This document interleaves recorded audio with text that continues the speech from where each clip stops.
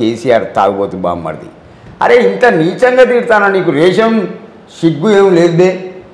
నువ్వు ఎవ్వనన్నా పంపు, law and order, crime, CBI, CID, లేకపోతే లాస్ట్కు ఎన్ఫోర్స్మెంట్ డిపార్ట్మెంట్, నువ్వు ఎవరినన్నా పంపు. నీ జనరల్ సెక్రటరీ ఉందా? Smita Agarwal, she is the nice lady, sincere officer. ఆమె భర్త సబర్ అగర్వాల్ హీరో, భార్యాభర్తలు ఇద్దరు. ₹1 లంచం తీసుకోరు. మా వరంగల్ను కడిగి పడేసిండ్లండి నక్సలైట్లను కడిగి పడేసిండ్రు భార్యాభర్తలు. వాళ్ళకో దండం, మీ సిన్సియారిటీకో దండం. అవురా? నన్ను నువ్వు ఏమన్నా జోకర్గానే అనుకుంటాను? అవురా? I will talk then to the English because always shake and shock యార్. నీతోనే ఎవడన్నా సెల్ఫీ తీసి తాగుబోతు బామ్మది. నేను అడిగేస్తే సెల్ఫీ, అడుగు తీస్తే సెల్ఫీ. అర్థమైంది అబ్బే? కాదు తాత, ఇప్పుడు నువ్వు ఇంటర్ చదివి ఇంత మంచి ఇంగ్లీష్ మాట్లాడుతున్నావు, ఇంత రాజకీయ పేర్లు తెలుసు, ఐఏఎస్ల పేర్లు తెలుసు, ఐపీఎస్ల పేర్లు తెలుసు, ఎట్లా పాసిబుల్ అయింది నీకు? రైల్వే డిపార్ట్మెంట్లో అపాయింట్మెంట్ ఆర్డర్ ఇంటికి వచ్చింది. అది తీసుకొని అడ్డగుడ్డ దగ్గర ఉంది కదా హెడ్ ఆఫీస్, అందులోకి పోయిన జిఎం దగ్గరికి. అతను ఓన్లీ సిగ్నేచర్ చేస్తే ఓకే. నా కొడుకు 25,000 లంచం అడిగిండు 30 సంవత్సరాల క్రితం. 3 రోజులు పోయి కాళ్ళు మొక్కిన ఇండ్లా. 4వ నాడు 5:15కు బయటికి వచ్చిండు బండి దగ్గరికి. చెయ్యి డీలైస్ పెట్టి దెంగింది. ఏందిరా భాడహో, ఇక రా నీతో ఆడుకుంటా అని బాగా కొట్టి తీసుకపోయి మాంకాళి పోలీస్ స్టేషన్లో ఎత్తేసిన. ఎందుకు కొట్టినావు అని సిఐ గారు అడిగింది. ఇది సార్ పరిస్థితి. నాకు 5 అక్క చెల్లెలు, ఇంటికి ఒక్క కొడుకు, నాన్న 3 చేసిండు, 2 ఉన్నారు ఆడపిల్లలు ఇంటికాడ. ఇంటర్ పాస్ సార్, ఉద్యోగం. నా అపాయింట్మెంట్ ఆర్డర్ మీద వీనికి సిగ్నేచర్ చేయడానికి ఏం దరిద్రం అని అక్కడనే పెట్టిన. ఒకటి ఎంత సంపాదిస్తావు? 1,00,000, 10 లక్షలు, కోటి.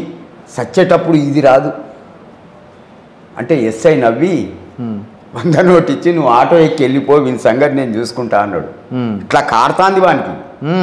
లేపి గుట్నా కొడితే ముక్కు మూతి 2 పలిగినాయి, గువ్వ పలిగింది. ఇదిరా నా క్యారెక్టర్.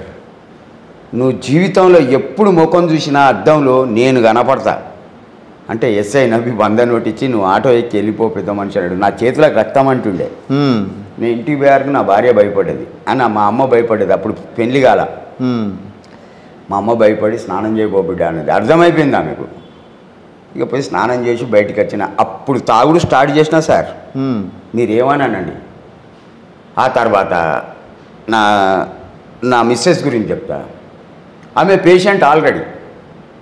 అహల్య అని నర్సు నా ఫ్రెండ్ ఉంది, అంటే సిస్టర్, నాట్ గర్ల్ ఫ్రెండ్. అదే ఆమె కోసం నేను ఎంజిఎంకి పోయినా. మా దగ్గర కూడా ఎంజిఎం ఉంది ఒకటి వరంగల్లో, చాలా పెద్దది. పోతే కూర్చో పాష అంటే కూర్చున్నా. ఆ స్టూల్ మీద కూకొని ఇట్లా చూస్తే నా భార్య ఫేస్ కనపడ్డది. పేషెంట్ మంచం మీద ఉంది. అట్లా 4 రోజులు పోయినా సార్, పలకరియలే. నేను నవ్వుతే ఆమె నవ్వేది. సరేలే అని 5వ నాడు పోతే ఆమె డిశ్చార్జ్ అయిపోయింది. ఈ నర్సు అహల్య దగ్గర ఆమె అడ్రస్ తీసుకున్నా. హన్మకొండ శ్రీదేవి టాకీస్ వెనక బాలసముద్రం అంటారు, అక్కడ ఒక హనుమాన్ల గుడి ఉంది. దాని పక్కన ఇప్పుడు సాయిబాబా గుడి చాలా పెద్దది కట్టిండు. ఆడ కూకున్న ఒక 4 రోజులు కనబడలే. 5వ నాడు వస్తుంది జజ్జరిక. వెనుక పోయినా కొత్త బస్ స్టాండ్ దానిక. ఆగు అన్న డేర్గా, ఆగు రత్ క్యా హోనా అన్నది. ఎడిపోతాను? సంటరుకు పోతాను. దీనికి బట్టలు కుట్టడం నేర్వడానికి. మళ్ళీ ఎప్పుడు వస్తావు? 2 గంటలకు. ఓకే గో అన్న. పక్కనే బారు పోయి ఒక బీర్ గుద్దిన. ఇక ఇంటికి పోయినా సార్. ఇక నా బేరం మీద వచ్చేసుకున్నా. మళ్ళా 1:30కు సైకిల్ వేసుకొని వచ్చేసిన.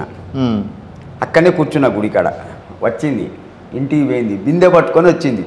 ఆ బాయి ఉంటుంది ఇది గుడికాడ. బిందె పట్టుకొని వచ్చింది. దాని అక్క వస్తుంది, మున్ని, ఈమె కంటే పెద్దది.